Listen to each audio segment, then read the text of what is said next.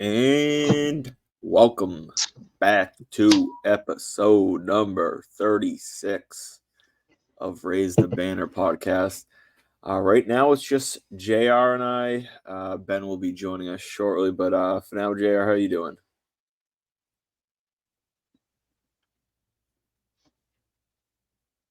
You there? Yeah, it on my end it was just your screen went black and I couldn't hear you.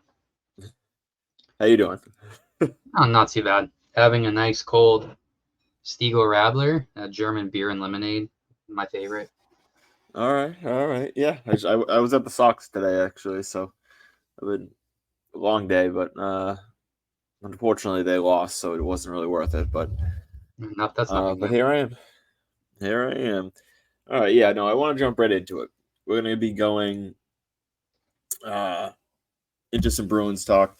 Obviously, tonight in approximately 90 minutes, game six starts.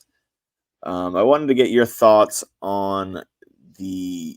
Well, first of all, your thoughts on the series altogether, but then most specifically, uh, the kind of coaching decisions that went into some of the adjustments made in game five and what your thoughts were on that.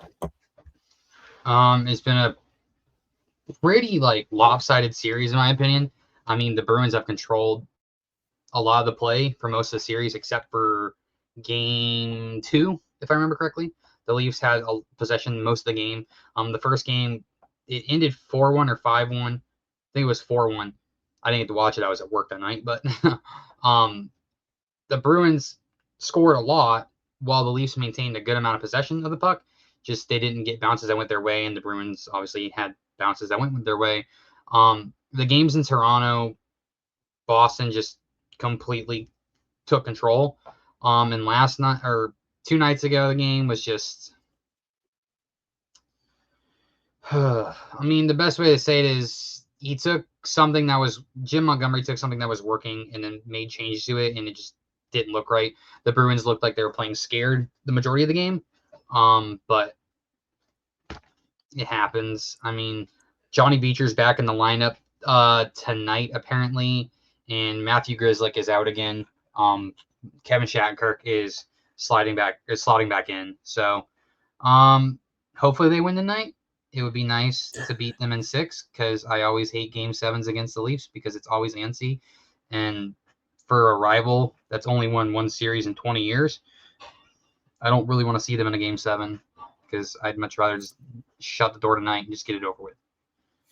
Yeah, I mean, you kind of said it pretty spot on. Game one kind of was a little bit more even played, but the Bruins just got the bounces and ended up capitalizing. And then game 3 of 4, they kind of blew them out.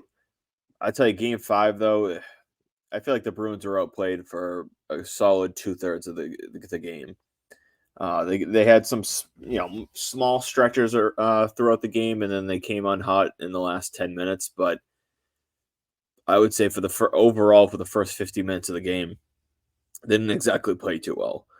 They made too many mistakes. They were sloppy in their own end. They really weren't putting much for pucks on the net. And I think at one point they were being outshot about 19-12 going into, I want to say it was the third period. And altogether they just it really was not a pretty game. They were playing Five for them. scared. Yeah, and so going into game six, I have pretty good confidence that they can close them out. But like you said, going in, you don't want to, for obvious reasons, to go into a game seven and put that type of pressure on yourselves. Then again, you didn't want to have to come to Toronto and they put up a stinker. So we'll see what they do tonight. Ooh, Hopefully they excuse win. me. I mean, like I said, I just hate playing the Leafs. Obviously, because it's a rivalry, and as much as I hate on the team, it's more the fan base that I'm not a fan of. Their fan base is just annoying, and they cry about everything, and they always try to make it about themselves. I have a few friends that are Leafs fans. They're the small minority of Leafs fans that I can stand, but it's just the league favors the Leafs, and the Leafs don't even realize that still, and they still shoot themselves in the foot and still lose. And it's hilarious. Yeah, I saw some. They were talking about 98.5 on the ride home from the Sox today that they have an 8 p.m. slot on Saturday, like blocked off on ABC or something Yeah, like that. ABC has this game 7, so this is Jack Edwards' last game calling the Bruins. Oh, that's upsetting, but um, Well, not no to some fans it's not, but this people like me who grew up listening to him call games, it's kind of sad. So it's like my child, yeah, yeah. I like most mean, of my yeah, childhood yeah. music. I get what you're saying. I mean, it's between him and Mike Gorman, who just called his last Celtics game last night. We're in for a pretty big change from like the voice that you used to hearing for two of I the. believe Alex Faust is going to be taking over for Jack Edwards. Okay, it's not bad. I, It's I not think bad. I think that's where it's going because he called a few games this year when Jack was out, and honestly, it was fun. It was a fun listen. Yeah, I mean, we'll see. Jack. Things seem to. I don't know really what's going on with him, but he seemed to be a little off over the last year or two. It's But health. He's older. yeah, yeah. I mean, whatever it is. But anyways, back to the actual game itself. They if they don't come out today hot, I like it'll be incredibly disappointing. So my question more to you that I was just about to propose is if they go out and they lose these next two games, do you think uh, Montgomery's fired? I don't know, to be honest. I mean, they said Bruce Cassidy wasn't going to get fired, and he ended up getting fired. So nothing would surprise me with this management, but I don't know. I think he deserves another shot. I think you get one more year with him if they don't fire him and see what he does in year 3 if they make the playoffs. And if they still lose again, then you got to have some questions. But the thing is, like, his team in Dallas was so good and it had so much promise until he, you know, had his issues with alcohol and everything like that. So I think if they win, even if they lose, I think they still give him another year. But nothing would surprise me with Don Sweeney and Cam Neely. But if they do fire him, Rod Brindamore might not be the coach of Carolina after this year. So Is that who you want? Is that who you I would want? I wouldn't mind Rob the Bod. He's a hell of a coach, man. Yeah, I mean, 98.5 seemed pretty confident that he'll get fired. I'm not exactly sold on the idea. Who said that? Felger? Yeah, I mean, of course, yeah. Well, I Felder's mean, predicted. it's gonna. Mike Felger always says shit about the Bruins because he got kicked off the Bruins beat report because he was so much of an asshole to people. So the players, the front office staff, just the people around the organization. There's a reason why he got kicked out of the beat is because of how rude of a person he is. So anything that comes Yeah, out of Felger's mouth when it comes to the Bruins, I don't take into any consideration. I don't pay attention to. yeah. No, I mean, it was there was a few others that were obviously making kind of pushing Oh the god, same button, but I can only imagine what Maz said. actually he wasn't on today. I don't know, but anyways, yeah, they. I don't know if I would really see him fired. I think it would be a little premature. I guess they're going to be a little bit curious about Game 5 and if they go on to lose and asking about those decisions, but I don't know unless they just completely no show these next two games. I think he would end up sticking around. Um, We'll see. obviously, Anything can happen. yeah, and we've talked about the concept of this was always never really a big go for it year, uh, and things will, they'll have some money to spend. I don't know if they want a whole new coaching staff and stuff like that when they go I into just want a new free power play agency. coach. I hate Joe Sacco. He fucking sucks. All right.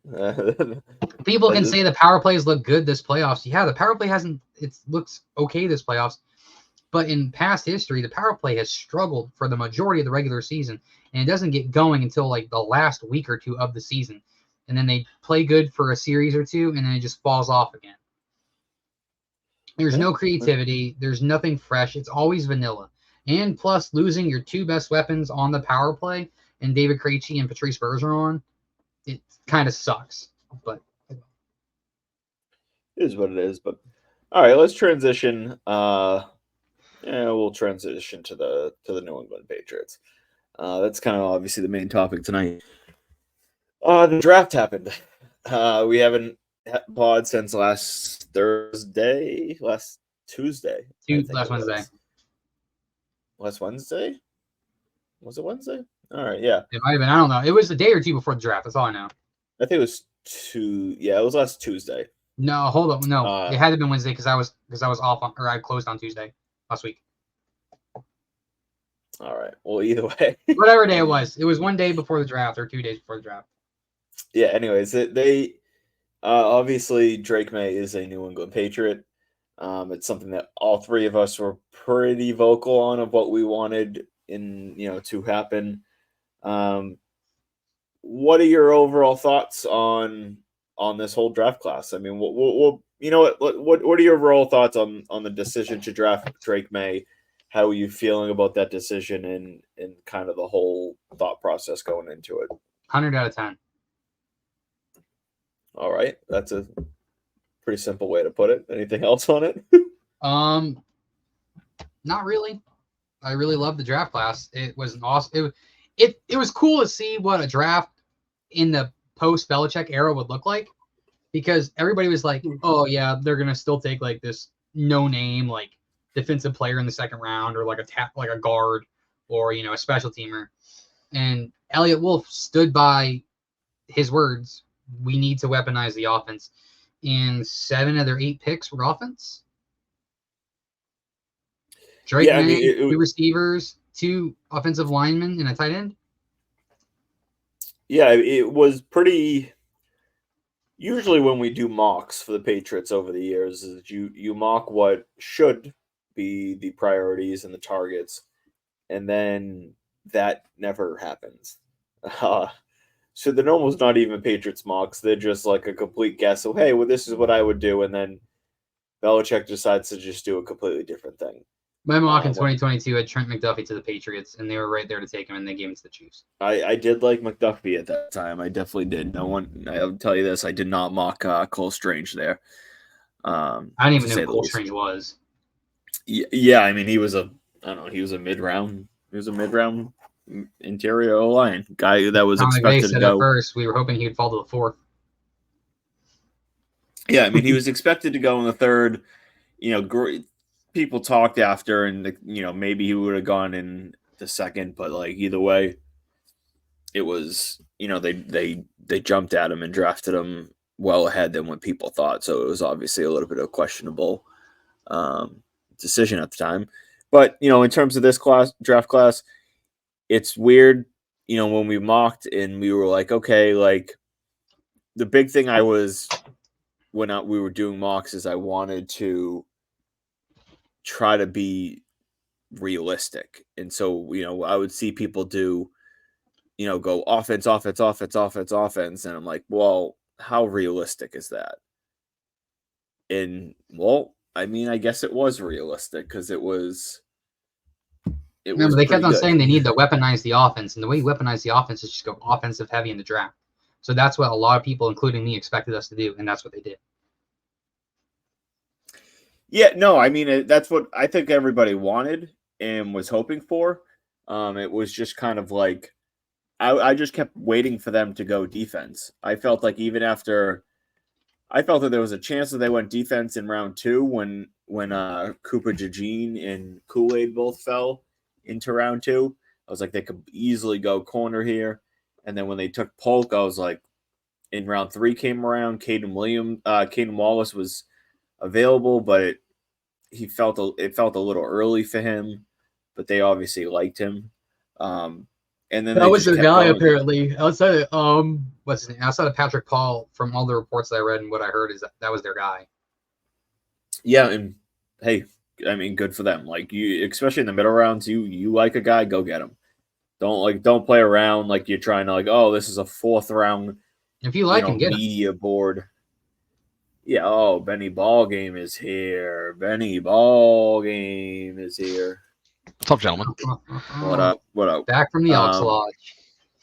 Yeah, he's finished eating his Wheaties and he's ready to go. I got you can't see it because of the stupid thing. I got chicken wings.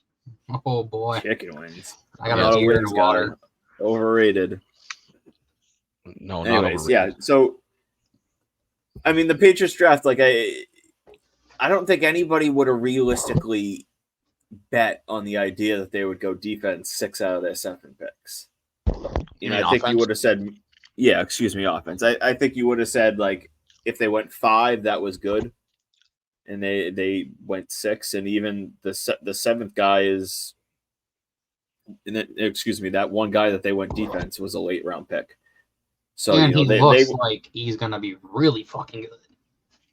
he looks like a freak athlete, that's for sure. It looks like he could play some safety, maybe some corner as well. He's played safety. So yeah. So I mean, like, obviously we're all happy with Drake Maye.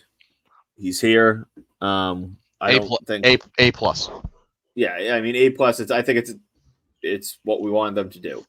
The trade offers from Minnesota and the Giants reportedly.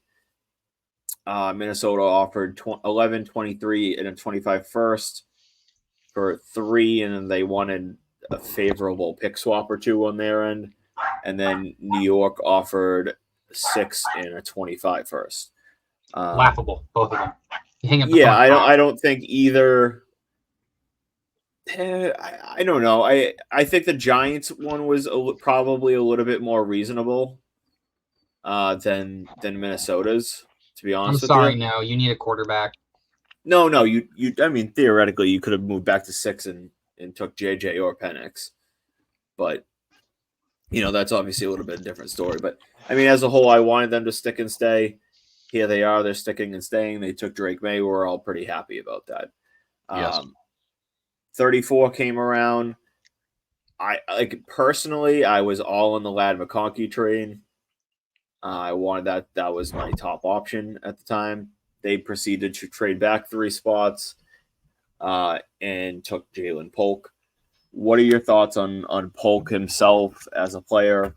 I know I was not as high on him. I don't want to say I wasn't high on him, but Ben was higher on him than I was. Well, you were campaigning your whole entire time in your your articles and stuff like that for a Washington receiver, and you kept on saying Jalen McMillan. And when I saw Jalen Polk come across the screen, I was like, I texted the group, and I'm like, not the Washington receiver we thought. I was like all Polk. I mean I like him. I do. It's not like I dislike his game. I just felt like McMillan was a little bit more like explosive of a player. The comps that it's tough because they're a little bit different and they're a little bit same at the same time. Polk, the comparison is a more athletic Jacoby Myers. He's Jacoby with more juice. And I think people kind of hear that comp and think it's a bad thing, but it's not. Really not. Yeah, it's really not. Like Jacoby Myers is a good wide receiver. He's good. He's got fucking magnets for hands. If Myers was a better athlete, he would be really good. I can't even concentrate. Ben's just licking his fingers, and it's got me. I don't know how I feel about that. But yeah, when I walked through the door and Amy, the wife goes, "Here, eat these chicken wings," and I was like, "Okay." You get a napkin or no? Literally, she was like, "We just ran out of paper towels too." I'm sorry. So I'm like raw dogging it over here with these chicken wings and no paper towels. That's hot, Ben. That's hot. So I guess I'll agree. I didn't have Polk in that spot. They allegedly tried to trade up to 32 with Buffalo.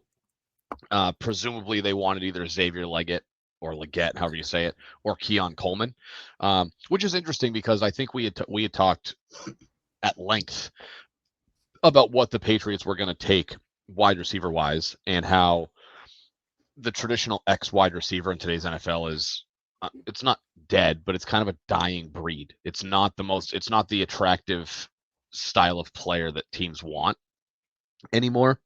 Not as much as it used to be, right? The Devontae Smiths of the world, guys who have really good hands, run good routes, and are fast, and their separation skills are really good. That's now becoming the prevalent or the prevailing desire of NFL GMs who need help at the wide receiver position. Not that they're not good anymore, but the Mike Evans, the Keenan Allens, the Chris Godwins to a degree are kind of a dying breed in terms of what NFL GMs are looking for, just because they're not quite as athletic. They rely more on catch radius and getting open. Those possession type of guys are kind of going by the wayside. So that's why I think that we didn't really have Polk super high, like in wide receiver rankings, or super high on the list of guys that would probably be desirable at 34, which is interesting that that seemed to be what they were going to do. Like, not that Leggett is your prototypical X type of wide receiver, but he fits that mold. He's bigger guy, good hands. Obviously, in the end, the Bills took the Panthers offer, which, even if it was an equal swap, I can't blame them. Why would the Bills trade back with a division rival to make them better, right? So they traded back with the conference rival. Yeah, but I think they also Who's their looked at it. daddy? Correct. Well, I think they looked at it too and said, because they moved up pretty far in the middle round pick. They moved back from 28 to 32, but then they moved up from like 130 something to 95, which is why I think they did it. And I don't know as if they really looked at Xavier Worthy as the style of guy that they would want anyway, because they ended up getting Keon Coleman. They got another X kind of guy. So, I think that's kind of why Polk was a little bit further down on my rankings, Matt's rankings, and was kind of a surprise at that spot, even though obviously they traded back. I kind of, at least to a degree, understand the why, right? Because you have, no pun intended, you have a lot of other wide receivers, right? You've got Bourne, Douglas, and you've got, why am I blanking? Bourne, Douglas, are Juju? well, we'll go. Nah, Juju's not really a Y. He's kind of like a shitty X. Oh, puppy, guest appearance. So for me, I kind of at least understood the thinking, right? That they have Bourne, they have Douglas, who are their inside guys, and they wanted somebody on the outside. So like Polk kind of fits that need, that hole. Baker does too, to a degree, but what I've been reading about Baker, which I like, is that Baker is a very similar player to Polk, but he's better at route separation. He doesn't have the speed, but he's better at getting open during the route. Neither one of them gets open off the line unless they're playing off coverage or zone. So I think that'll be interesting to see how they play it. But I think that they really honed in on getting an X wide receiver, because they have guys that can play inside. They wanted, and Polk can play inside, but he's a guy that he'll basically catch anything. And I know the term, which I kind of laughed when I read it, Matt sent it to me, that he's an inaccuracy defeater or something to that effect. But he's a good quarterback friendly type of guy, because if you throw anything within his wingspan, he'll catch 90% of those balls. So I don't dislike it. I just don't really know what to expect, because he doesn't fit the more modern mold for what wide receivers end up getting targeted. That's why obviously, Neighbors, Marvin Harrison, Adunze, Lad McConkey to a degree, We Pearsall. got to also remember the offense that we're going to be running too. It's going to fit his style of play a lot more.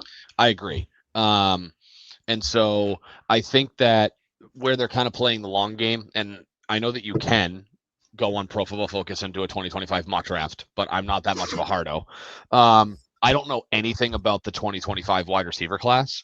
So Luther Burden's the best receiver in the class. Yeah, I know him, but beyond that, I don't know.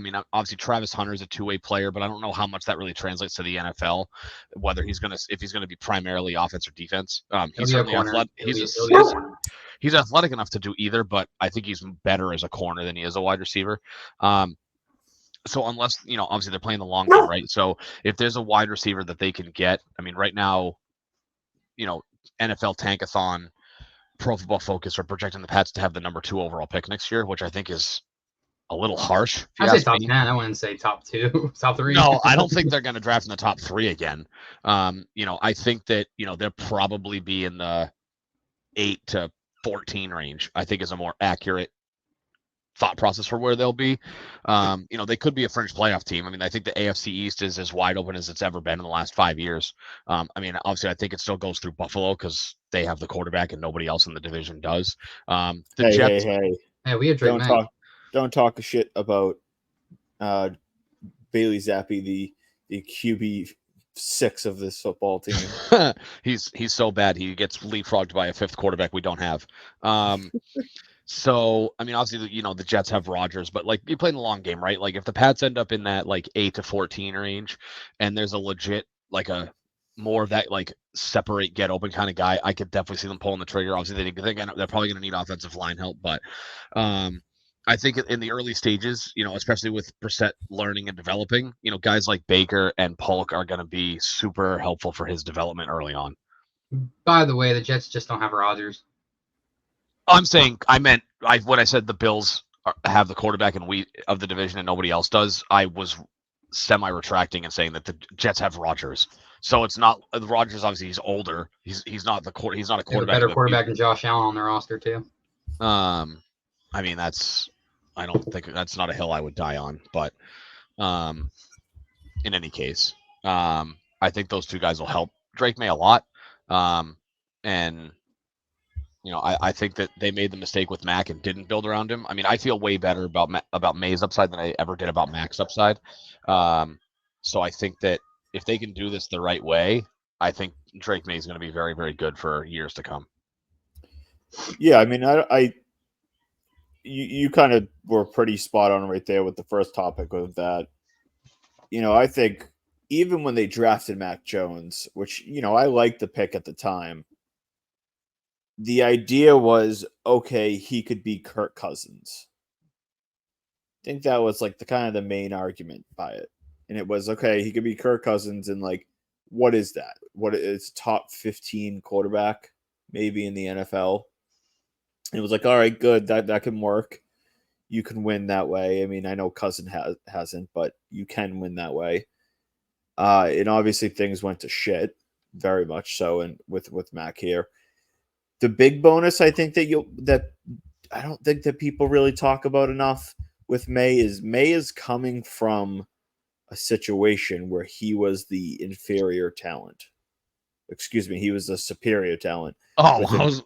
He was a superior talent with inferior talent around him. So he's used to being the best player on the field. Not to necessarily say he'll automatically be that in New England. No. But Mac Jones was the complete opposite. He was coming from Bama where like they elevated him. Yeah, he had elite player after elite player around him. He had a roster full of first-round talent on that team. Yeah, and so, it's the complete opposite with Drake May. Just the complete opposite. So I think at this moment, my guess is he'll sit at least half the year. And my hope is over that first half of the year, guys like Baker and Polk can slowly emerge as the season gets going and they find their footing in the league. And by the time, mid-season comes, well, it depends obviously where the team is at. But if they feel May is ready, May can slide in there and he's not having a shit bum weapons around him. Yeah. In terms of Polk in general, like we said, if he's a more athletic Jacoby Myers, that will be pretty good. Like I think everybody will be pretty happy with that. Myers didn't. He was a little slower. I think Polk ran a 4.5-ish 40. He was in that range. Myers was a 4.6. Yeah. So hopefully that speaks to the athletic that and Polk is just more. He's more flexible. He's more like physically athletic. A little bit quicker, I believe. And so, again, if you're getting a little bit bigger, a little bit longer, quicker, faster version of Jacoby Myers, that has the potential to be really good. Because if you made Myers a little bit longer, faster, and stronger too, you would say, okay, Myers could realistically be a very, very good wide receiver in this league. And so I mean, I'm optimistic about Polk. Again, he wasn't super high on my list. Funny enough, Javon Baker was higher on my wide receiver rankings than I had Jalen Polk. And we got him 60 picks later. Yeah. And so, I'm pretty damn high on Javon Baker. I think he has. If you're going to be high on him, you got to pronounce his name correctly. What? His first name is Javon. Javon Baker. Yeah. Javon. Okay. Javon Baker. He's kind of got like that dog mentality that we haven't had here in a while. That like I'm gonna fucking kill you type of approach. I mean, he kind of said it in his interview after, in which I forget her name, Karen something. It was the Patriots reporter. Yeah, went on like a freaking kill spree to try to like derail his career before he even started. And anyways, but that I'm optimistic for him because I think he's a guy that, like you said, he can create solid separation, not a ton, but he's got a pretty good route tree overall. He's athletic. He can get open. He can make a lot of catches that like we haven't had someone like him on our roster in a while. Put that way. I mean, when's the last time we've had a receiver that like showed that the level of athleticism that you see from Baker or really even Polk? I couldn't tell you the last guy that really had that type of flexibility and athleticism as a receiver. Randy Moss. Like maybe. I'm trying to like think through. Antonio Brown for one game. Yeah, I mean, I guess Brown. Josh Gordon during his slow small peak here. Washed up Josh Gordon. Yeah, washed up Josh Gordon. But I mean, as a whole, like they're two guys that if just one of them hits, if one of the two hits, then like the team will be in a significantly better spot. If both hit, that's even better. But I would say both picks. I was gonna do a whole article on the rankings. I'd give Drake Maye an A. I'd give the Polk pick a B minus. Yeah, B minus. I think it's a solid pick. It wouldn't have been my pick, but it's a solid pick. The Caden Wallace pick, again, I would go C minus. I would go C, maybe a C, a flat C for Caden Wallace. I'll give you that. I trust. Until Wolf and Mayo gives me reasons not to trust them. I'm going to trust their evaluation process in the sense that, they seem optimistic that he can play the left side. So we'll see if that's the case. And he's confident that he can play anywhere on the line. Yeah, and we'll see. So I'm not going to jump into do I think he can or not or all that. He seems confident by it. The front office seems confident by it. Is that just smoke and mirrors or not? But I have a hard time that they would have drafted him unless they're confident that he could. Well, yeah, and obviously, with Tyler Hughes here, there's really nobody out there outside of other Washington Huskies coaches, not named Steve Belichick. If anybody knows anything about Polk, it's Tyler Hughes, coached him at Washington. I mean, so again, nobody else other than the guys that were on Washington last year that are still there have the kind of insight that Tyler Hughes does. For what it's worth, I actually went back, not to go back too far, right? And looked at a discussion you and I had, Matt, from March 20th about wide receiver rankings. And so you wrote that Polk does not excite you. You sent me a mock draft where you wanted the Pats to take McMillan in the second round after trading back.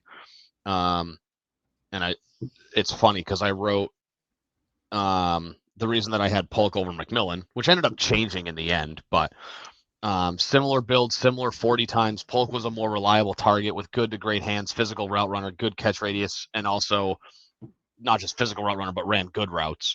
And I said, and we don't need another slot guy, which is what McMillan would have ended up playing, which you didn't necessarily agree with. But the thing that I said was, I wrote that neither player is worth a mid-second round pick, and the Pats took him in the early second round. And so, like for me, the thing with like with what they did early on as a whole. So to me, I say Drake May is an A+ pick, and the only reason I say that is because you're getting a player that I had as the second quarterback in the draft, and you're getting him third. So I give the plus because there's more value there. Sure. You know, that's just, I mean, we're splitting hairs here, right? You know, again, you know, Polk fine. You know, I'll reserve my judgment on Wallace a little bit, only because if he can't play left tackle, then the grade on that pick obviously takes a massive hit. But allegedly, the reason they kicked him over to the right side was because they already had Fashanu in place, and there was just no need to have him on the left side because they had Fashanu, who I believe was exclusively a left tackle going into college, whereas Wallace was all over the place, which is why they kicked him to the right side because he had more versatility.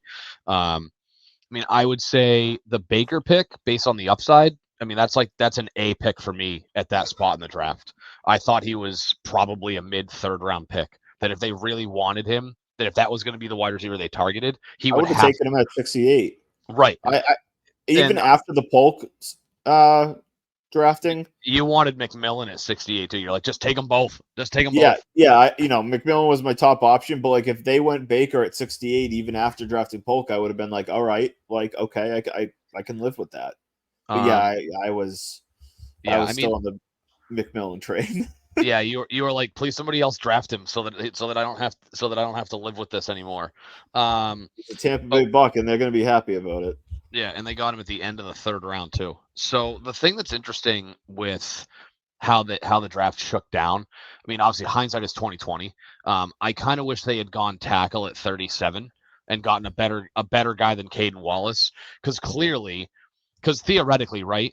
I mean, I'd have to go back and look, but I think they could have had Patrick Paul, they could have had Kingsley, they could have had somebody else was kind of in that same area that I don't think we really expected him to be there. But obviously, you know, every move changes how things would have played out. But I think if they had gone offensive lineman, a Patrick Paul or a Sua Mataya at 37, I think you very much could have seen them. You could have still gotten, and there's player selections. You could have gotten back-to-back wide receivers. You could have taken McMillan at 68 and Baker at 103. And yeah, I mean, which. So obviously there's no way to know, right? Because you figure you could have probably had Polk you may not have had Polk at 68. And they probably looked at the board and said, there's no way that we don't think Polk will fall to us at 68 if we go tackle it at 37. But if you look at the offensive lineman, the next offensive tackle that went off the board after the Patriots went Polk at 37 was Patrick Paul at 55. Then Blake Fisher was the other guy I couldn't remember. Blake Fisher went 59. Rosengarten went 62. Kingsley went 63. And then Coleman at 67, and we took Caden Wallace at 68. Who knows what would have really happened, but it kind of felt like there was a run on offensive tackles at the end. I don't necessarily think that they panicked and took a guy. I mean, Kieran from Yale went 75th. And then beyond that, it was kind of like, you know, who's who, like Gonsalves from Pitt went 79. And then you didn't see a tackle for quite a while. At that point, it was just like there was just a bunch of guards left over. Yeah. I just look at it and go, you know, again, hindsight being 2020, I wish they had gone tackle at 37 or traded back even further, because they could have gotten Patrick Paul if they had traded back really far, and then you still probably could have ended up with an X guy. You probably don't get Polk, but you could have had Baker and McMillan, or you could have had Baker and you probably could have gotten Corley and Baker. Maybe they wanted, Malachi Corley. because the first wide receiver, well, you could have had 80 Mitchell, because the first wide receiver off the board after Polk was 80 Mitchell at 52. So you still would have had your pick of wide receivers if you trade out of 37. Because Malachi Corley went 65th, so you don't get him at 68. But then, so I mean, that's looking back. That's kind of how it would have shaken out, and we would have felt better about the offensive line pick. But they obviously in a perfect world, I would have liked probably Paul in round 2, and then knowing how things played out, trade back even further for Paul, take McMillan and Baker in round 3 or 4. Like that would have been, like, in my opinion, the realistic perfect draft. Yeah, what I could hope for. But it's clear they committed to Drake Maye, though. Like, they gave up an opportunity, and obviously there was a conflicting report on what the Vikings offer actually was, because I think it was Burt Breer said it was 11-23, their first rounder next year, for 3 and a couple of mid-round selections, but he didn't mention anything about pick swaps. But then there was the other report, I forget who had the one that you mentioned earlier, where it was 11-23 next year's first for 3, and then multiple mid-round pick swaps that favored the Vikings. So, big picture, they turned down between, obviously you can't combine both offers because you don't take both, but they turned down multiple offers that involved a total of 5 first-round picks. There was a rumor that possibly the Giants were willing to trade 47. That was kind of a soft rumor, so I don't really know how much I buy into it. But between turning down, I would say, market value offers for the pick. Not aggressive that the Patriots would have ever moved off of it, but market value offers for number 3. Between that and the fact that after drafting him, and if you want to segue, I'm sure you heard about this. We want to segue into it in a minute. They built around Drake Maye in the draft. They go get 2 wide receivers that have great hands, run good routes. They're not burners, so they're not going to separate, but guys that can help Drake Maye's development. And the part that I was mentioning about the segue is it's rumored that apparently the Patriots were talking to Drake Maye about whether or not that he said they took his advice and took the guy that he liked. They were asking Drake Maye about wide receiver talent in the draft, about what his preferences were for guys that he liked in the draft later on. So they clearly valued his opinion and wanted to build around him, between not trading off the pick and then also building an offensive line. They took a guard and a tackle and 2 QB-friendly wide receivers and a super athletic, tweener type of tight end, who I think is going to be this year, this team's version of an Aaron Hernandez. Basically the same build. I think Hernandez is a little heavier, but they clearly were committed to Drake Maye with building around him after they took him, and then not trading the pick that would have meant they didn't draft him at all. Yeah, I know JR's pretty happy about, is it Jaheim? Jaheim Bell. Jaheim Bell. Yeah, Matt and I remember Matt and I mocked him several times. Not that late, because I don't think we thought he'd be a 7th-round pick. I thought he was going to go in the top 160. Well, so the issue with Bell, and I'm being super nitpicky, he's an inconsistent blocker. He's not great. He's fine, but he's inconsistent.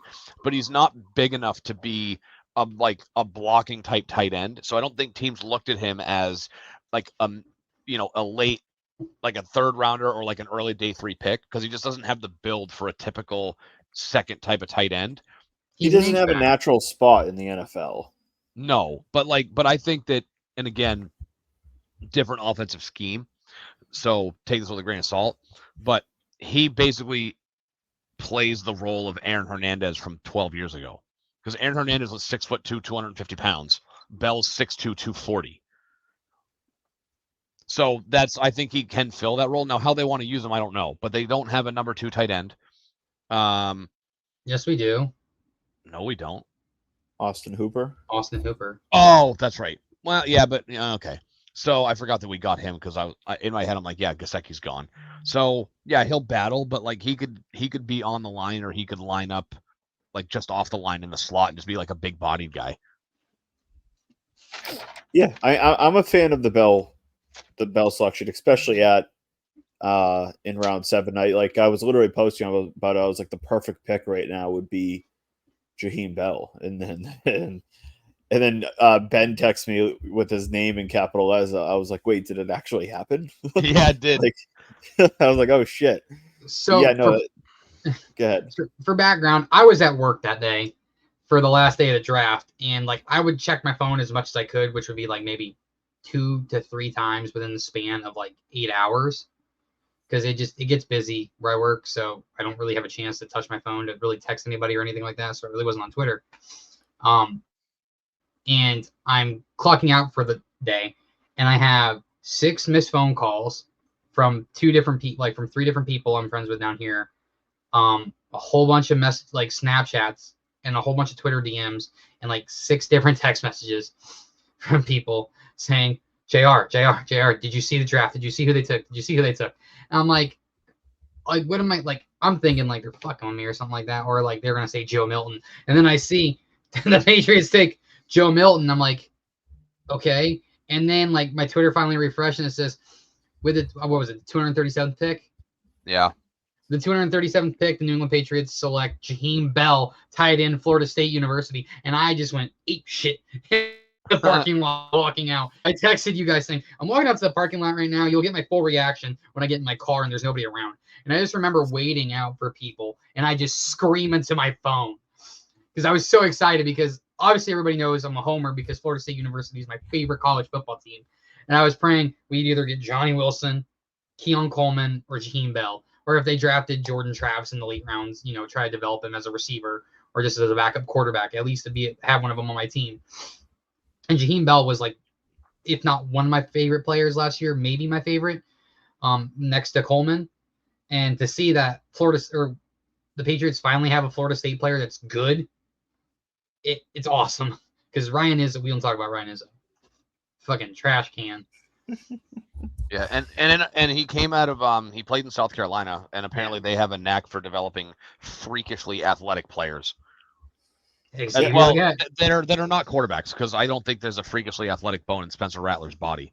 So maybe not quarterbacks, although he was an Oklahoma product, not a South Carolina product. But yeah, what are your thoughts on the addition of Joe Milton to the QB room? It's gonna be a fun preseason to watch. Yeah, I think it's gonna be all right. Who's the fastest guy on the team? Pop Douglas, probably. Fastest wide receiver is Pop Douglas. He's just be like, all right, we're gonna line you up on the outside. Anytime you're in press coverage, just run by the guy, and Joe Milton's gonna huck the ball 70 yards down the field, and just go catch it. So Joe Milton's interesting because there were rumors during leading up to the draft and during the draft that there was concern that teams didn't view him as a long-term option at quarterback. And so there were rumors of him possibly being willing to convert to a tight end just because of his build. Oh, he said hell no to that. And so it was at least a thought, a rumor, right? But then he said in his post-draft press conference or Zoom call, whatever it was, not a press conference, like they call him they FaceTime him. He said that the Patriots made no mention of playing tight end. I think basically the third quarterback is going to be the third quarterback job is going to be won by either him or Bailey Zappe. I think Nathan Rourke's days are numbered. I even forgot that he was here. So my guess is that it comes down to Milton or Zappe. Obviously the upside, the athleticism of Joe Milton is far superior to Zappe's. The issue is, and this was my biggest knock on Joe Milton coming into the draft, and pre-draft I didn't know what the actual number was. I just knew it was pretty low. Joe Milton's completion percentage on balls that traveled at least 10 yards down the field was 38%. Oh. So he clearly can throw it 100 miles an hour, but he doesn't know where it's going. So that's the big thing. Just such a low completion percentage is a little concerning. So, we'll see. I'm not exactly sure if he's going to make the team, but I think it's going to come down to him or Zappe. I think Brissett is anchored in as the presumptive day one starter. And then we'll see what happens. I don't think you're going to see a ton of Brissett in the preseason. You'll see situations where like Drake May will come out and he'll start the first half with the first team offense, and the second half will be divided between Joe Milton and Bailey Zappe, because they're essentially battling for the third quarterback spot. They'll throw Brissett in there just to get some reps. Take this with a grain of salt, but it'll be kind of like we'll see a lot of it like what they did when Tom Brady was here, where like they just threw Brady out there one time, a couple times during the preseason, once a game, just to keep his arm and his legs and his mind fresh. But I think Brissett obviously not Tom Brady, but I think he's pretty solidified as QB1, and you'll see something similar. Well, he'll play a little bit, but it's going to be, Drake May gets the first team offense, and then you see what Zappe and Milton have behind you as a possible emergency option. The upside's there. I just, if you're only completing 38% of your balls that travel 10 yards down the field or more, that's a problem. I can't wait for training camp when Joe Milton's taking reps and he tries to throw an 80-yard bomb and it knocks out a power line in Framingham, Mass.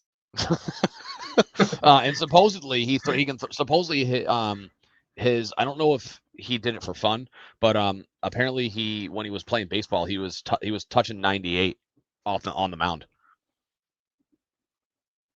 So obviously he has The Red Sox need a starting pitcher. Well, I mean, Andrew Bailey can fix anybody. Matt, you're muted, by the way. So I mean, Andrew Bailey's been a magician. I'm sure we'll touch on that. But yeah, so apparently, he's got a rocket of an arm. I think during the combine, he was the only one who was consistently throwing the football like well over 60 miles an hour, which is insane. Like the other guys were, I think there was one other guy that touched 60. Everybody else was in like the high 50s. McCarthy hit 60 or 61, and Milton was at like 62. Oh, I thought Milton was like mid 60s. But anyway. It's funny. It's just funny with Milton because he can throw that ball with velocity and strength, but you don't know where it's going when he throws it. It might end up in like the top section of the stands during a game. I had a guy on the good old Twitter app that tried telling me after that him and Maye are the same prospect. Who, Maye and McCarthy? Yeah. Not Maye and Milton. What's this Twitter user's name so I can block them? I'd have to go back. That's a real shame. I'd have to go back to it. He's like, they both have the same deficiencies, like same strengths, except for Milton is bigger and stronger and stuff like blah, blah, blah, blah. I was like, I can't even take this seriously right now. I mean, maybe the skill sets are similar, but that hasn't translated to results on the field. Like, yeah, Milton's 6'5", 245, and he ran a 4.5 640, which is pretty damn good for a guy that size. But like, yeah, he's got a stronger arm, but he's wildly inaccurate. And he's 24. And so is he really? He's a 6-year college player. Yeah, what was it? No, the thing you reminded me of. I saw this thing on Twitter about how Jaden Daniels has been in college for so long that he once beat Justin Herbert in the fourth quarter of a game before COVID. Yeah, I will put it this way: Michael Onwenu was at Michigan with Joe Milton. Michael Onwenu just signed his second contract with the Patriots. And they were on the same. Yeah, it's crazy. Yeah, Milton just turned 24 about 2 months ago. Yeah, so I mean I'm fine with the pick. Maybe in a perfect situation he develops enough where it's worthy of a logical pick. Excuse me. But I don't love the pick. I was fine with taking a QB, but I feel like they were better off taking a shot on another position that they liked at that point. But I mean, who knows? Maybe there's certainly a possibility where 12 months from now, Drake May's the QB1 and Joe Milton's the QB2. So maybe something like that happens. Let's see. Joe, sorry, I'm just thinking out loud. Yeah, but as of right now, he's gonna battle. I would think that they're gonna.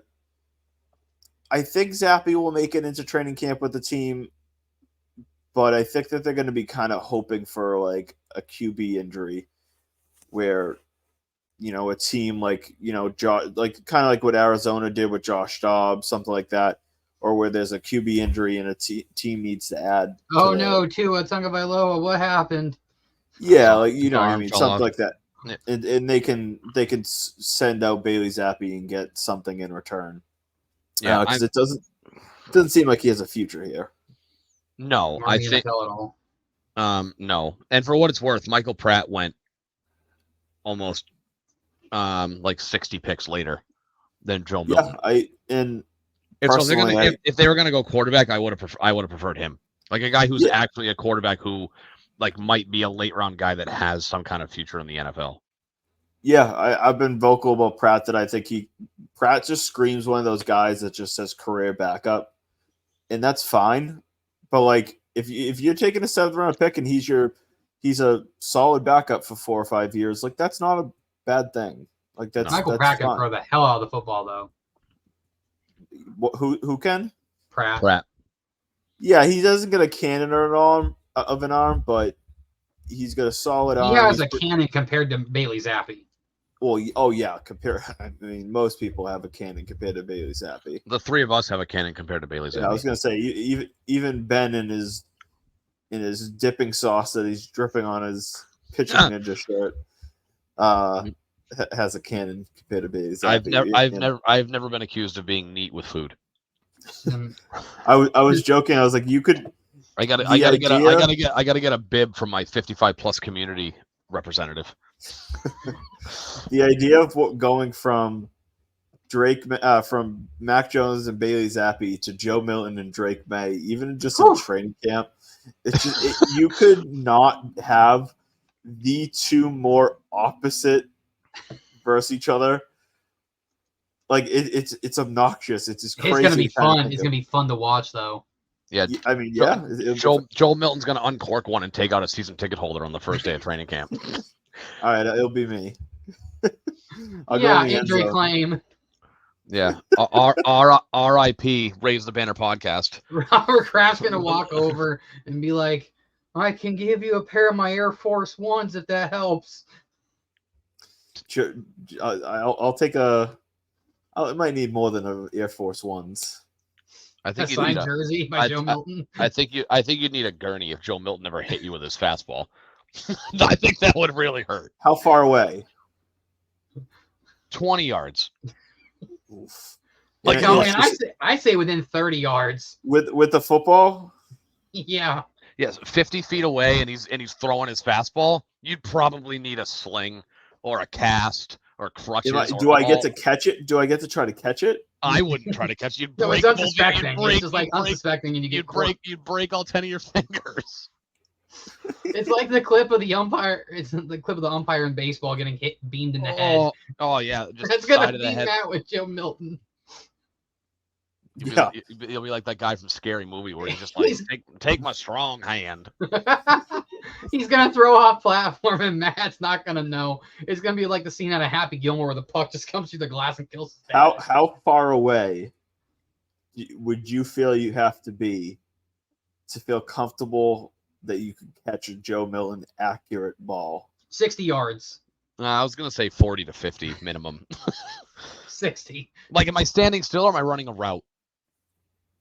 Just standing still. I 40 yards. That's 120 feet away. I feel like there's enough. The pain won't be as bad if you're running compared to standing still. Yeah, but the problem is if I'm running, I want it to be 80 yards away because if I miss it and it hits me in the side of the head, that's going to be way more embarrassing because you're less coordinated running a route. At least if you're here, you can like body it up. Or you can just act like you're a corner. You just like basically backpedal the whole time. Or playing phase. I would say 35 yards, 35 yards. Dog, I'm dropping that ball. 100%. I'd be pissing myself actively as I was waiting for it to happen. I'd be like, "This is not good." It's gonna be there before you can even blink an eye. It's gonna be right there in your face. I joked about the concept of you had a throwing contest between Maye and Zappe and Mac versus Milton and Maye. When you say throwing competition, what are they doing? Velocity or yardage? So just distance. So each quarterback. So I'll propose it to you. Zappe and Mac get 100 total throws, 50 each. To just throw it as far as they can, and you total up the yardage at the end. How many throws from Milton and Maye would they need to surpass Mac and Zappe's 100 throws? 20. No, come on. 20. So that's disrespectful. So the thing about Mac Jones that goes, dude, no, 20, 30, 30. Okay, I'll be nice. So 30. We're not talking velocity though. Also, Mac and Zappe could get it some distance wise. So the thing about Mac that people forget, so Mac Jones never had a fastball, but he could throw the ball downfield pretty good. I think at the combine he was over 60 yards in the air. It just took a year to get there. Yeah. So I think the arc of the ball. I think he was bringing the rain with his rainbow throws. I think though, like Mac has sneaky arm distance in his arm talent. The problem is that it took forever to get there. Whereas every little bit of strength out of him to even throw it that way. Yeah, Zappe. So I mean, if you're going to go in order, like obviously in terms of who can throw it the farthest, it would be Milton, Maye, Mac, Zappe. But like, so you figure if on average 60 times 100 is what? 6,000. Yeah. Yes. So you figure Joe Milton, and we're doing just Joe Milton or Joe Milton and Drake Maye. They each get 50. So their average throw is probably only another 10 yards, because Milton can throw at 80, and I think, well, I mean, we didn't see Maye throw in the combine. Did you see how far he threw an orange? Well, we're not throwing oranges. We're throwing. I know. Footballs. Did you see how far he threw an orange? I did not. It probably 119 yards. That's disgusting. So he threw it from the end zone. He cleared the back end zone of the practice field, and it hit like the light pole behind the behind light the pole fence, behind the practice field. That's 120 yards. That's just stupid. I mean, a football. I mean, you figure. I mean, if they can throw the ball 10 yards further on average than Mac and Zappe can, it would be almost just as many. It would probably be like 75 throws versus 100. Well, considering the fact Joe Milton's been that's a huge difference in retrospect. Considering the fact that Joe Milton was able to throw 60 yards with no effort when he was in middle school, I would say it would probably be about 80. You need about 80 throws, which that's a huge difference. So 23 throws. So if you're throwing 6,000 yards at 70 yards a throw, it's 85 throws. And I think that they would average over 70 yards. You think they'd be over 70? I think Milton can. Well, we don't know. Well, we don't know how far Maye can throw because he didn't throw at the combine, so he wasn't throwing the stupid distance ball. I think Maye will probably sit around 70. All right, so let's call it 75. That's 80 throws. So yeah, 80 to 85 throws to get the same distance out of these guys. That's relatively fair. I think May's farthest throw is like 70 yards. Yeah, I think it. But Joe Milton can throw at 80, consistently. And the thing is, there's zero effort. He just does this. Yeah, he was just like, all right, I'm gonna count to 5 and then throw it. I don't know if you guys remember seeing the footage from the combine. He would just drop back and wait. It's like, okay, that looks good. If they ever need a Hail Mary. Yeah, I could see that. If they're if the ball's on the 35-yard line, I can see Joe Milton running out there and just hucking it down to the end zone. Just put Drake. The receiver's not going to be able to get down there in time. It might hit the crossbar. Well, he'll have to stand back. They'll be like, all right, I'll wait 10 seconds till everyone gets down there and just throw it back. Pop might be able to be down there. Recess jackpot style. At that point, you're so far away. I would blitz Milton and just hope you could get to him before. The only thing is, if he gets out of the pocket though, and he can still throw off platform, it might not be accurate, but he'll still sling the bitch 80 yards. Yeah, but that's it needs to be. If you're gonna be throwing it that deep, it needs to be a jump ball where they could go and get it. It's gonna hit the fucking top of it. Anyways, we got off track. Let's finish this up. Real quick, just as a general football note, because I don't know who Ari Myrov is. He's the NFL Network guy or something. He's NFL. He says covering the NFL for the 33rd Team FB is the Twitter handle or the X handle, including players that were cut from the roster. One guy was cut from his contract, and one guy, which was Alex Leatherwood, the other guy, Rashad Bateman, did not accrue enough time.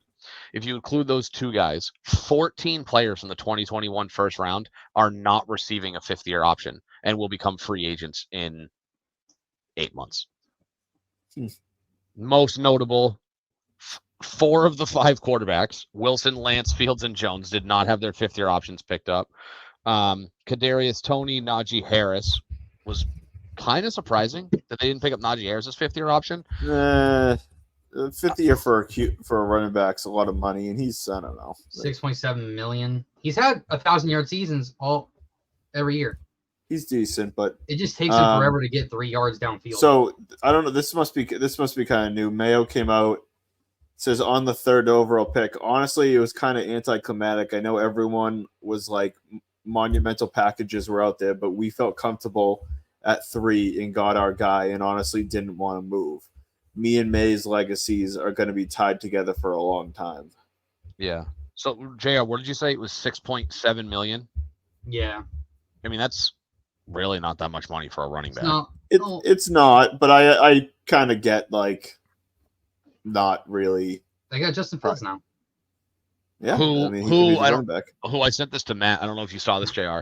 The Steelers are contemplating into a part-time kick returner. I mean, I'm not gonna lie, he might feast as a kick returner with the new kickoff rules. I don't know if he's got the body. He might. He gets an open space, he can go.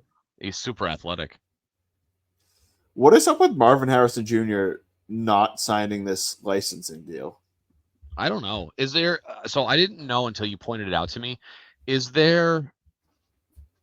Like, does he have something going on with an NIL contract with Ohio State that he doesn't need the He doesn't need the NFL jersey money, that people can just buy his Ohio State jersey and he makes more money?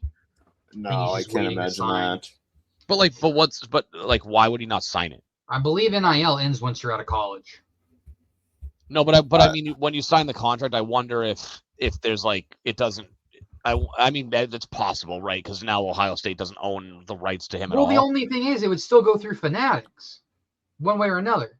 I mean, that's true. I just don't what's the there's got to be a reason why players don't sign it. Most everyone does. He's. Oh, hold up. Something I read today. Somebody sent in one of my group chats. He's holding out for more money. Apparently, they said they would he wanted to get paid like what other people were getting paid. And then, they were, hesitant about it. And then they finally offered him more, but they took too long, so he wants more money now. Apparently, he wants more on top of what they even raised their offer to. Let's see. So this is from yardbarker.com. Take that with a grain of salt. It's via USA Today Sports. It says, update on why Marvin Harrison Jr. has not signed the NFLPA licensing deal. Before the Cardinals made the Ohio State Buckeye star wide receiver, the 4th overall pick in the draft, Schefter revealed last week that he hadn't yet signed this licensing agreement. According to Colin Gray of the Columbus Dispatch, on the Pat McAfee show, he isn't overly thrilled with the NFL's working arrangement with the manufacturer and retailer Fanatics. Quote, this revolves around a deal that allegedly being pitched to sophomores in college who have a name by a company named Fanatics, McAfee explained.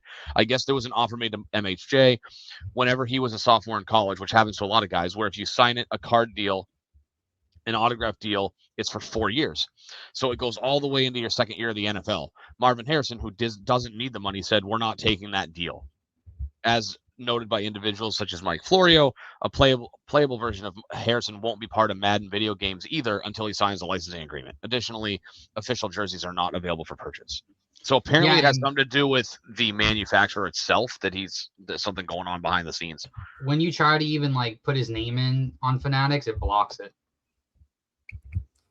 Yeah, you can't. I mean, you can't find anything on him. So no. When you try to make a custom jersey with his name on it, it blocks it. So you can't order a custom Cardinals jersey and then put his name on it? Nope. Unless you buy it in the Cardinals pro shop. Remember how how the Patriots, I don't know if they still do it at the pro shop, but you remember how you could buy a blank jersey and they put name and number on it? I don't know. I didn't know they did that. They did that a really long time ago, a long time ago. Because I know the Bruins put in I wonder if people trying to skate the rules and just put MHJ on the back. You could probably do that. But I wonder, Harrison Jr. It won't come up. But I wonder, could you do just Harrison? Let me see. Probably, yeah. Because his name is Marvin Harrison Jr. That's what he goes by. What would we assume his jersey number to be? 18, I think. 18. It says we are unable to customize this item with the text you have entered. So even Harrison doesn't work. Try MHJ.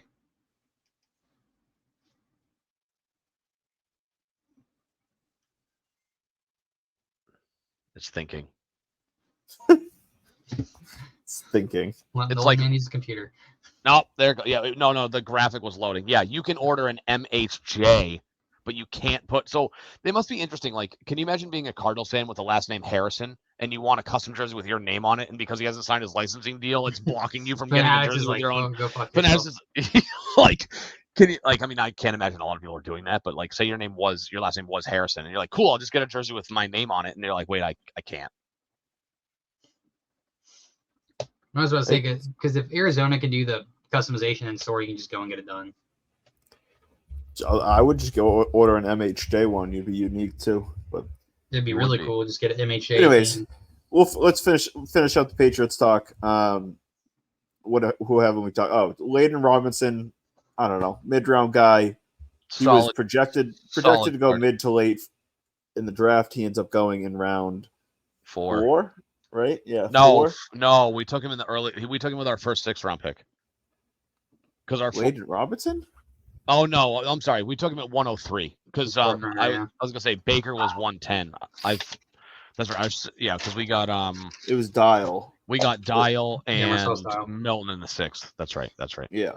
So, again, like this is a scenario where I'm not going to pretend I know a ton about Layden Robinson. From what I read and watched on him, seems like a solid interior lineman option.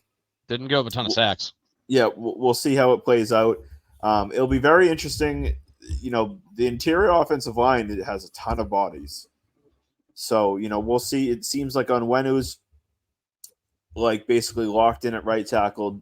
David Andrews is locked in at center. So real quick, do you think there's any possibility Onwenu kicks over to the left side? He said today no. He's the right tackle. Okay. Because I was going to say, like, obviously if Wallace has the flexibility, but like, who's the better option at tackle? I didn't know if Onwenu there was any possibility of him kicking over to the left. Onwenu basically said maybe one day, but like he would need to practice and train for it. Because he didn't play. Like he has all off season to practice and train for it. Yeah. So it's like if he can't be ready for it's May 2nd, if he can't be ready for September 2nd to play left tackle, I think there's bigger issues. Yeah, true. But no, it seems like he's going to be at right tackle. Andrews will be at center. At the moment, it'll be the Wallace at Okafor. Is it Okorafor? Okorafor? Okorafor, yeah. At left tackle. You have and then it's going to be Strange is probably your at least early season leader in the clubhouse to be your left guard. Although I'm guessing he'll be challenged for that spot, but I would imagine it's going to be his job to lose is my guess. Same with Sal. Yeah, I think Strange and Sal are the front runners for those spots. But now you have Layden Robinson, you have Jake Wallace. Andrews, you have. Oh, I'm sorry. Antonio. Did you already say Wallace for left tackle? Yeah, him and Okorafor for thing. So you have Jake Andrews, you have Antonio Mafi, and I'm missing, and Layden Robinson. So you're gonna have at least 4 guys battling for 2 spots. At least. I would imagine Mafi is probably on the outside looking in, unless he takes a big step forward. I don't know. I thought he was relatively decent last year for an early round guy, like for being thrusted in. But look what the competition is now. Like if Layden Robinson is as good as advertised, you don't think he would overtake Mafi? Maybe. Well, they could keep 4 interior linemen. That's a lot. I mean, let's see. So, how many offensive linemen would we like right now, May 2nd? How many offensive linemen are they going to keep? 9-ish, 9 or 10? Yeah, probably minimum 9. So you would say at least 3 tackles, and probably preferably 4. You would say Onwenu, Wallace, and Okorafor minimum. I mean, who's the other tackle? McDermott got cut. I'm going to bring up their depth chart right now while we're talking about it.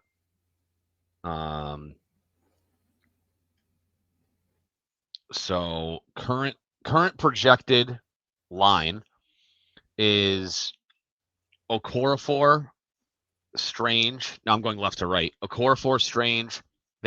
ESPN has Jake Andrews as the starting center, not David Andrews, which is interesting. City So and Onwenu. Your backups, Vidarian Lowe, Tyron Wheatley, Andrew Stuber are listed at left tackle. You also got Kelvin Anderson.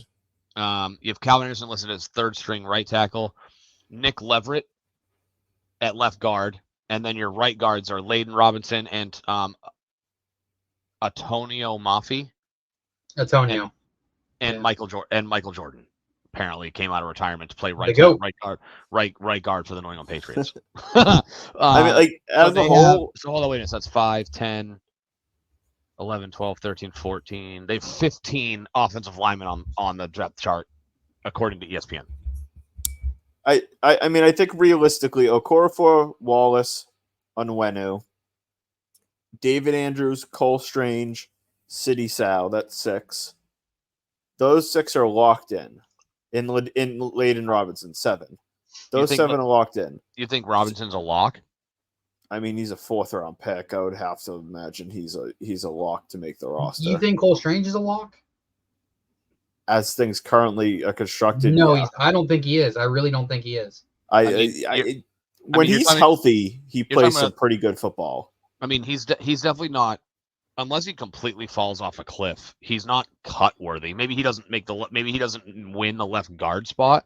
Maybe somebody beats him out for it.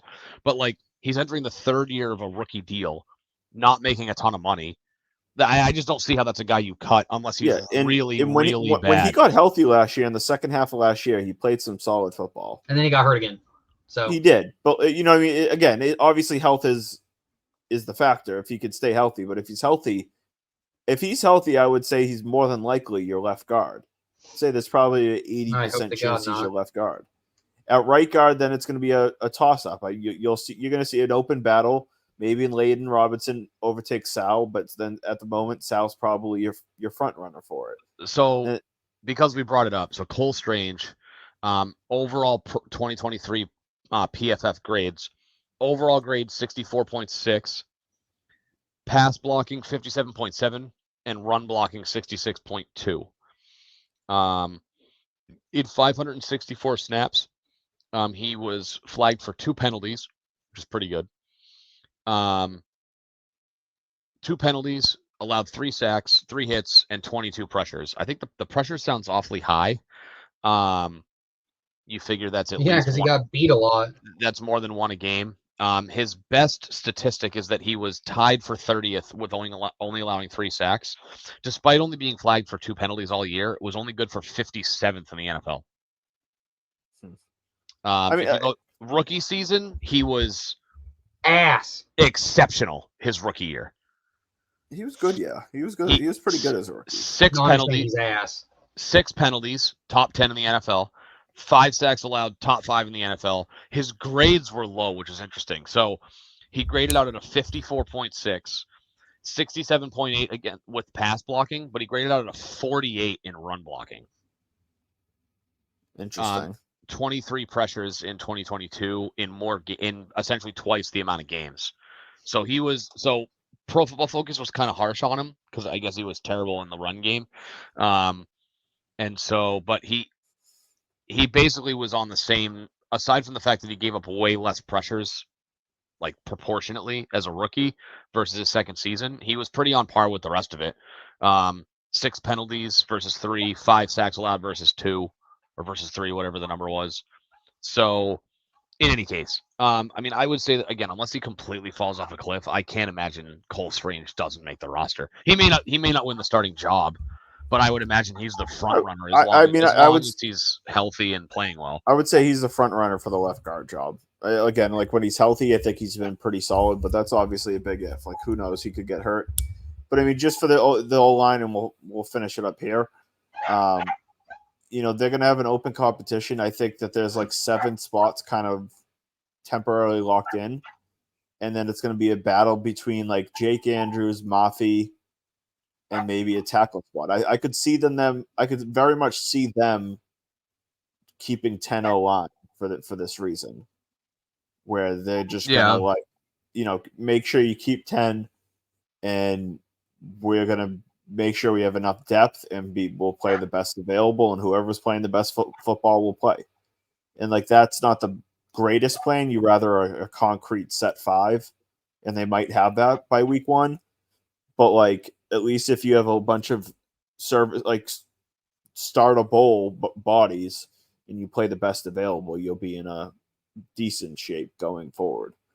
But any final thoughts, boys? We'll finish it up here. I know the Bruins are about to start in about 10 minutes.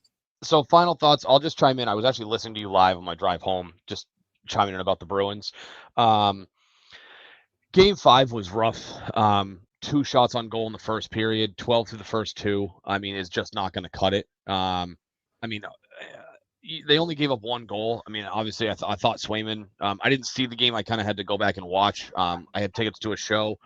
Stayed up way past my 8:00 bedtime. I didn't roll through the front door till 1 a.m. So cheers for the old guy rocking it out on Tuesday night in the city of Boston. You take your 2:30 nap so you can stay up. I did. I took a 2:30 nap. I made sure to wear my life alert in case I got taken out on the floor because it was a GA show. Got to take the precautions when you become a senior citizen like me. So I mean, Tuesday night. Yeah, see, there's the dementia setting in. Tuesday night, is not going to cut it. I don't think that Jim Montgomery is in a ton of danger to get fired. I say that, but historically speaking, the Bruins have been way more apt to make a scapegoat out of the head coach, not the GM. Not to say that Cam Neely is at fault for this at all. This was not a year that they were expected to really compete the way they did.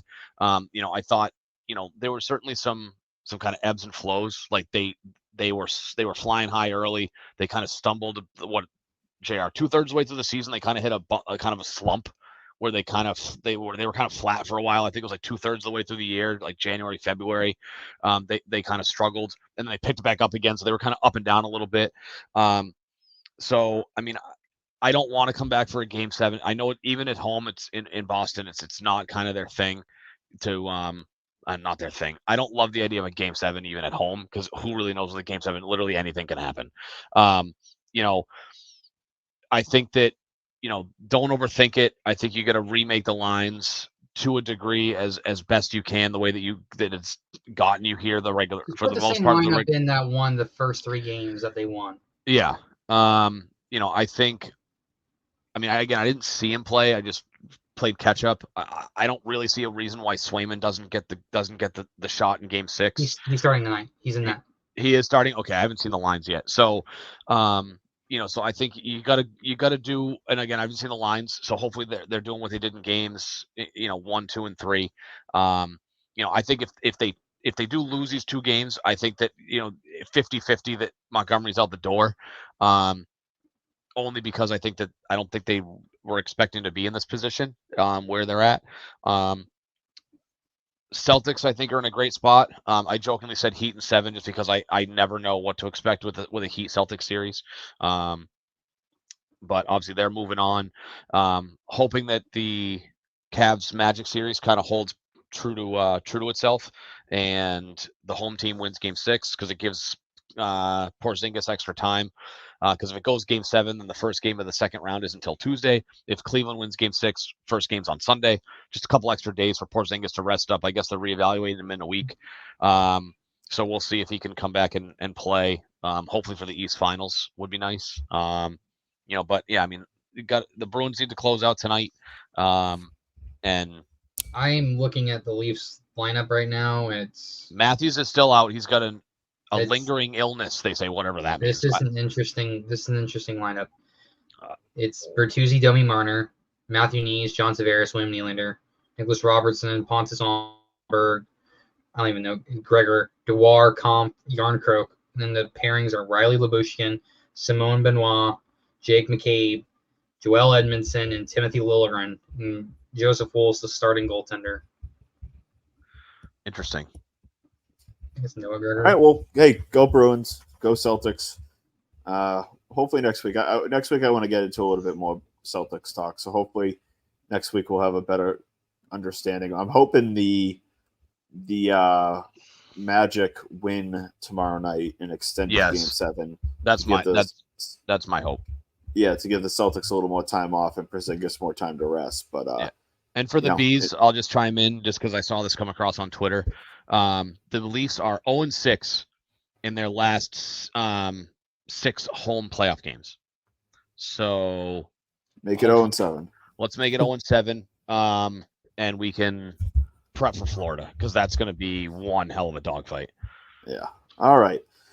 Until next time, we'll raise the banner. Peace out. Night. Florida recalled Spencer Knight.